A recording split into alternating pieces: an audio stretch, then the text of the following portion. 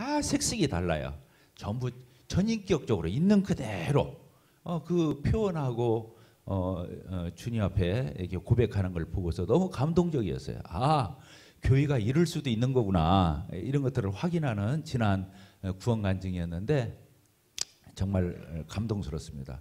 그리고 우리 학생들 이 9명이 이게 침례에 순종할 수 있도록까지 키운 우리 부모들, 또 학생부 주일학교에서 또 잘 이렇게 양육해서 학생부에서 또 이렇게 잘 거두어서 관리해서 이렇게 참 이번에 특히 구원 간증하는 그 몇몇 학생들은 정말 우리 교회의 그 VIP 요주 인물들이었는데 정말로 저는 걱정했어요. 우리 장로들이 몇 번을 불렀어요, 혼내려고. 그래서 진짜로 와서 혼나고 갔고. 그런데 정말 우리 교회의 한 가정에서도 이 하나의 격변기가 되겠죠. 우리 교회로도 굉장히 이게 신경이 쓰이는 일이다 했는데 주님이 딱 돼가지고 그냥 인격적으로 다 다스려가지고 이 변화되는 모습, 표정에서나 언어에서나 삶에서나 이런 것들을 보고 정말로 하나님 놀라우시다, 이런 그 표현을 안 할 수가 없어요. 다 달라졌어요. 참 평안이 그 기쁨이 있습니다. 그래서 그동안 우리 학생들을 여기까지 이르도록 보살펴준 그런 관련된 우리 지체들에게 정말 주님의 이름으로 감사를 드리고 격려를 드리고 싶습니다. 또 사실은 교회의 이게 열매지요. 아까 관련된 교사들, 부모들 다 근처에서도 했지만 결국에는 주님이 이 교회 가운데 임재하셔서 역사하시는 교회의 열매고 교회의 참 그 간증이다, 이런 표현을 안 할 수가 없습니다. 그래서 하나님이 저희 교회에 임재하셔서 저희 교회를 계속 사용해 가시는 이 사실에 대해서 놀라고 정말로 감사하지 않을 수가 없습니다. 침례를 누가 받습니까? 침례는 그렇습니다. 성령 세례를 받은 사람이 물 세례를 받게 되어 있어요. 따라서 합시다. 성령 세례를 받은 사람이 물 세례를 받는 거다. 성령으로 세례를 받았기 때문에 그 표로 물로 세례를 주는 거예요. 그러니까 예수님이 세례 받을 적에도 성령 세례를 받았어요. 성령이 비둘기처럼 예수님 머리 위에 임했을 적에 침례 요한한테 침례를 받았잖아요. 그리고 똑같아요. 성령 세례가 뭐냐면 예수님을 영접할 때 그 거듭나는 걸 성령 세례라고 그래요. 그래서 예수님하고 나하고 연합되는 사건이에요. 예수님하고 나하고 연합되는 거예요. 예수님 죽을 때 내가 죽고, 예수님 장사될 때 내가 장사되고, 그리고 이제 옛사람이 이렇게 청산되고, 이제 새 사람이 예수님이 부활하실 때 내 새로운 나가 예수님과 더불어서 새로운 피조물로서 거듭나는 이 세례를 성령 세례라고 그래요. 그래서 성령을 받지 못하면 아무리 복음이 확실하고 똑부러지고 막 그런다 할지라도 구원받은 게 아니죠. 구원받은 것은 성령 받은 거예요. 따라서 합시다. 구원받은 것은 성령 받은 것이다. 그래서 그렇게 성령의 세례를 받은 사람에게 그 표로 이 사람 구원받았어, 성령님으로 거듭났어, 예수님 영접했어, 그 표로 물 침례를 이렇게 주는 것이죠. 세례는 물로 씻는다는 의미가 있어요. 물로 죄를 깨끗하게 씻는다. 그런데 성경에서는 세례라고 볼 수가 없어요. 왜? 씻는 의미로 나와 있는 게 아니라 다 세례를 줄 적에는 물이 많은 곳에 가서 주었어요. 세례를 줄 것 같으면 물 떠와가지고 이렇게 찍어 바르면 돼요. 오늘날 다 하는 것처럼. 근데 그런 게 아니에요. 물이 많은 곳에 요단강이나 옆에 물이 많은 그 강이나 이런 게 있을 때 가서 거기에서 세례를 받았어요. 지난번에 제가 그 이스라엘의 성지순례 갔을 적에도 요단강에서 세례 받는 걸 봤거든요. 그때 물속에 들어가서 앉았다가 물속에 쑥 들어갔다 나와요. 옆에 한 사람 서 있고. 이제 그런 걸 보더라도 이 세례라는 의미라기보다는 성경에서는 침례를 지지하고, 침례가 하나님의 의도하신 그 계시의 정신이 깊이 담겨져 있죠. 세례는 씻는다는 의미로 하지만 전혀 부정적인 건 아니지만 침례는 그런 문제가 아니에요. 죽고 사는 문제를 다루는 거예요. 따라서 다 침례는 죽고 사는 것을 다루는 것이다. 그래서 물속에 들어갈 때 그 사람이 완전히 죽은 것을 얘기해요. 죽은 사람 묻어버리잖아요. 땅속에다 장사 지내죠. 그런 것처럼 그의 옛사람 아담 안에서 죄인이었던, 구원받기 전에 BC 예수님이 내 안에 오시기 전에 그 세월을, 또 그 나를, 옛사람을, 옛자아를 예수님이 십자가에 죽을 때 나도 같이 함께 못 박혔고, 예수님이 무덤에 묻힐 때 나도 같이 묻혔어. 그래서 옛사람은 없어요. 그래서 갈라디아서 2장 20절 내가 그리스도와 함께 십자가에 못 박혔. 예수님과 내가 함께 못 박혔나니 그런즉 이제는 내가 산 것이 아니요. 예전에 나는 이제 안 사는 거예요. 그래서 어떻게 내 안에 그리스도께서 사신 것이라 이렇게 돼 있죠. 예수님이 내 안에 사시는 거죠. 그래서 구원받은 이후에 성화를 헐지게도 나를 죽이려고 하면은 아직 그건 안 되는 거예요. 나를 죽이는 게 아니라 죽은 걸로 여겨야 되는 거예요. 따라서 합시다. 죽이려고 하지 말고 죽은 것으로 여겨야 한다. 그래야 성화가 시작돼요. 그러면 이제 또 이 얘기를 해서 미안하지만 그 끊어진 낙지발처럼 그 낙지발은 이미 끊어졌기 때문에 죽은 거예요. 근데 움직이니까 그거 죽이라는 거지 옛날에 나를 다시 죽이라는 말이 아니에요. 이미 죽은 거예요. 따라서 합시다. 이미 죽은 것을 죽여라. 이게 성화의 원리죠. 그래서 죽이려고 노력하는 사람은 다시 져요.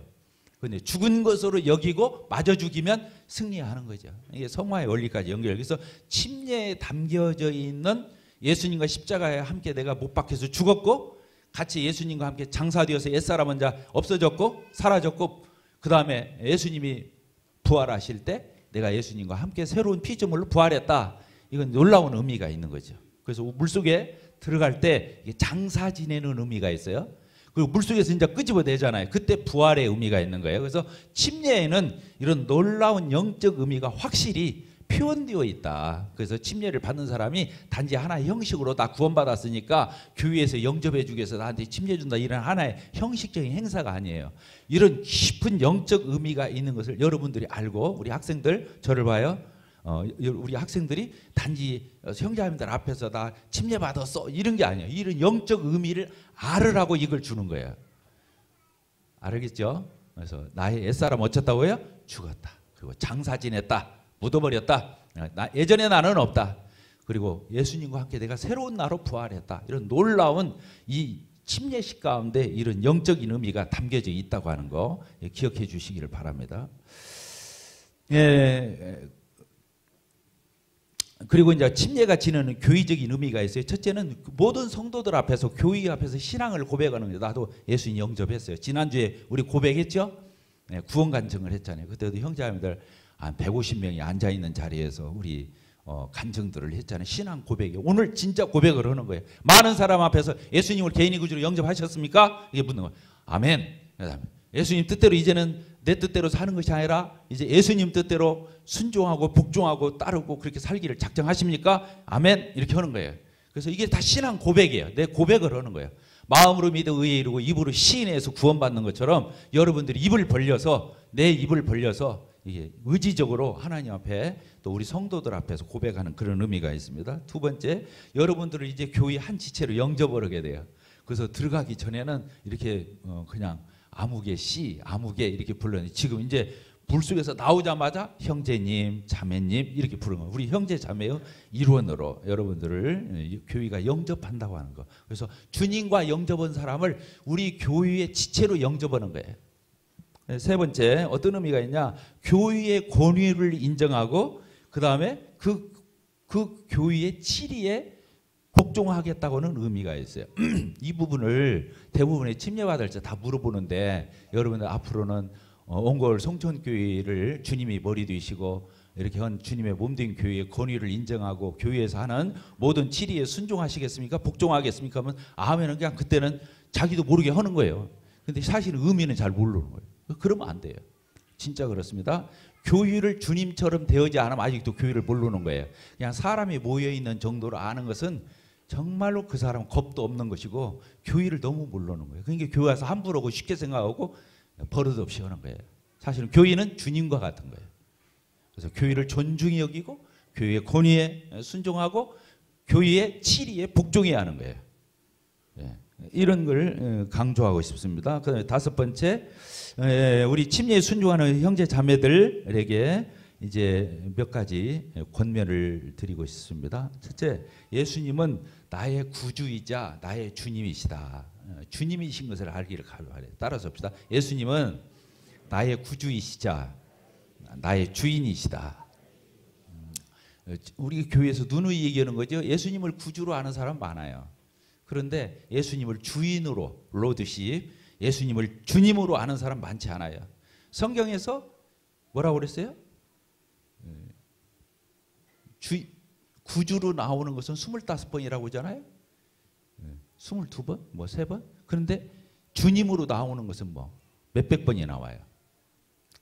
주님으로 여러분들이 인식해야 돼요. 주인으로. 그래서 모든 것은 나는 이제 더 이상 없어요. 예수님 거예요. 이것을 엄중하게 여러분들 마음 가운데 이것을 받아들이면 언뜻 듣기에는 부담스럽지만 그게 여러분들의 축복이에요. 그래서 신앙은요, 무엇이 문제냐면 부담스럽게 받는 게 문제예요. 부담스럽게 받는 게 문제예요. 자, 두 번째, 여러분들이 이제 여러분들이 제자의 삶을 살기를 바래요. 따라서 제자의 삶을 살자. 아까 우리가 마태복음 끝장 끝절을 읽었잖아요. 주님이 직접 하신 말씀이에요. 너희는 가서 모든 족속으로 제자를 삼아, 이렇게 돼요. 제자를 삼아. 구원받은 사람 안에서 몇 명 뽑아서 제자 삼는 게 아니에요. 구원받은 모든 그리스도인은 제자예요. 이게 중요한 거예요. 별도로 좀 특별하게 섬기는 사람은 제자고, 나는 그냥 성도야, 이런 법은 없어요. 주님이 그렇게 말씀하셨잖아요. 너희는 가서 모든 족속으로 제자를 삼아 아버지와 아들과 성령의 이름으로 침례를 주고 내가 너에게 분부한 모든 것을 가르쳐 지키게 하라. 그런 사람 되게 하라는 거예요. 그냥 아는 것으로 끝나는 게 아니라 가르쳐서 그렇게 살도록 하라, 이렇게 되어 있다는 거예요. 제자의 삶을 살게 되기를 바랍니다.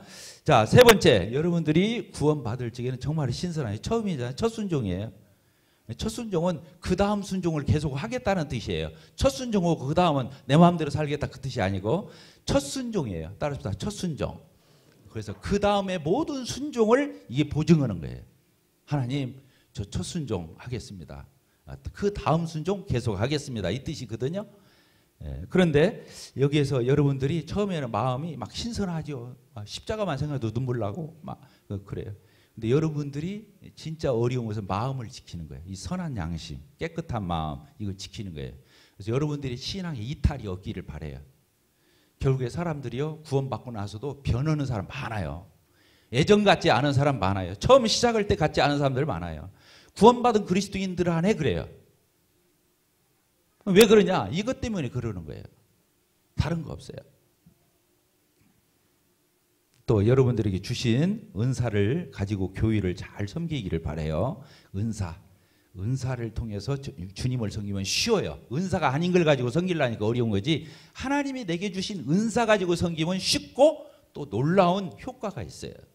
그래서 여러분들이 은사를 빨리 발견해서 은사를 다해서 주님을 섬기게 되기를 바랍니다. 그 다음에 여러분들이 침례는 이렇게 오늘 9명이 받게 되는데 9명이 똑같은 한날 한시에 받잖아요. 그런데 5년 후, 10년 후 가보면 천차만별이야. 천차만별. 침례 줄 때마다 그래요. 지난번 작년에 침례 받은 19명이잖아요. 우리 교회에서 침례를 준 사람이 19명인데 19명단을 놓고 보니까 감사한 것이 한 사람도 안 나오는 사람이 없더만. 잘 나오더라고, 교회를. 너무 감사했어요. 어떤 사람은 침례를 받자마자 그 다음 주부터 안 나와. 그런 사람도 있어. 그리고 흐지부지 그냥 한 달도 채 안 가서 교회를 안 나오는 사람, 침례 받기 위해서 왔던가 봐. 그런 사람도 있어요. 또 그냥 교회에 그냥 가끔 가뭄에 콩나듯 얼굴 보이고 그냥 세상적으로 살다가 생각나면 나와, 교회를. 이런 사람도 있어요. 그러다 어느 날 또 가다 보면 또 사라져. 어떤 사람 변함없이 교회 생활하고 성도들과 함께하고 특별하지 않아도 꾸준하게 교회와 함께하는 사람이 있어요. 그 사람이 최고예요. 사실은 왕도예요. 어떤 사람은 정말로 주님을 섬기되 각별한 마음을 가지고 섬기려고 하는 사람이 있어요. 각별한 마음으로. 따라서 각별한 마음으로 주님을 섬긴다. 나는 다른 건 몰라도 주님 섬기는 것만큼은 대충 할 수 없어. 나는 주님 섬기는 것만큼은 섬기는 것처럼 내가 섬길 거야. 이런 마음을 가지고 각별히 섬기는 사람이 있어요. 그 사람을 주님이 쓰시죠. 또 그 사람을 쓰셔요. 그래서 일꾼으로 또 주님의 교회의 리더로 주님이 세워서 쓰시는 거죠. 저는 여러분들의 생애 가운데 주님의 쓰임을 받는 그런 아름다운 생애가 되길. 이 세상에서 많은 사람들이 쓰임 받으려고 그래요. 지금 국회의원들 내년 총선 앞두고 난리가 아니에요. 그거 선점하려고. 그 세상에서 그런 거 쓰임 받으려고 그러는 거라고. 회사에서도 뭐 위에 부장 있고 과장 있고 그 상사한테 조금 잘 보이고 쓰임 받으려고 그 온갖 아양을 다 떨고 별걸 다 수단밤 안 가리고 다 동원하는 사람들이 오늘날 우리 아니에요. 근데 창조의 주가 되고 구속의 주가 되고 만유의 주가 되시는 하나님에게 쓰임을 받는 우리라고 하는 것은 놀라운 거죠. 그래서 여기 앉아있는 우리 9 형제 자매들 그렇습니다. 침략한 우리 모진수 형제니까지 10명의 형제 자매들이 그랬으면 좋겠어요. 하나님을 섬기는 데 있어서 욕심을 냈으면 좋겠어요. 선한 욕심. 천국은 침노하는 자의 것이에요. 따랐습니다. 천국은 침노하는 자의 것이다. 침노가 뭐예요? 호시탐탐 내가 정복하려고 침투를 하려고 호시탐탐 기회를 엿보는 거예요. 그래서 틈만 나면 가서 그걸 차지해야만은 이거 침노라고 그래요. 하나님을 섬기는데 나는 침노하는 여러분들이 되게 되기를 바라요. 각별한 마음을 가지고 주님을 섬길 수 있게 되기를 바랍니다. 그래서 옛날에 그런 적이 있었어요. 어떤 형제님이 참 너무 성실하고 참 좋아서 제가 그 형제님 참 교회 리더가 좀 좋겠다. 저 가까워서가 아니라 참 그 형제님 리더가 좀 좋겠다. 그래서 교회에 형제회를 하는데 수양회를 가는 때였어. 그래서 좀 어렵고 힘든 일을 그 형제님에게 지금 내가 좀 많이 몰아줬어. 그래서 나는 그 형제님이 좋아할 줄 알았어.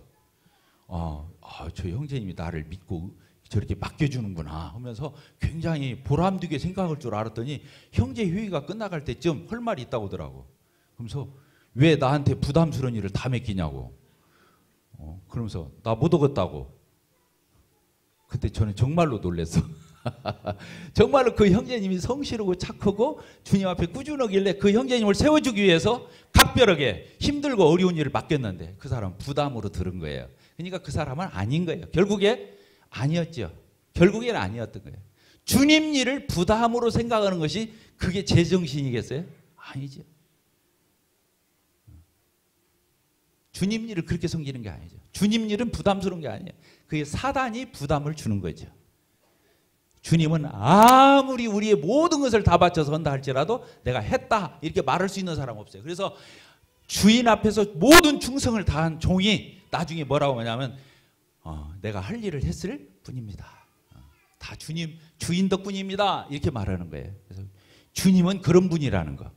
우리가 오늘 침례식을 앞두고 약간 길어졌는데 이런 것들을 마음에 명심하고 우리 모두가 새길 수 있는 그런 시간이 되기를 바랍니다. 이상 마치겠습니다.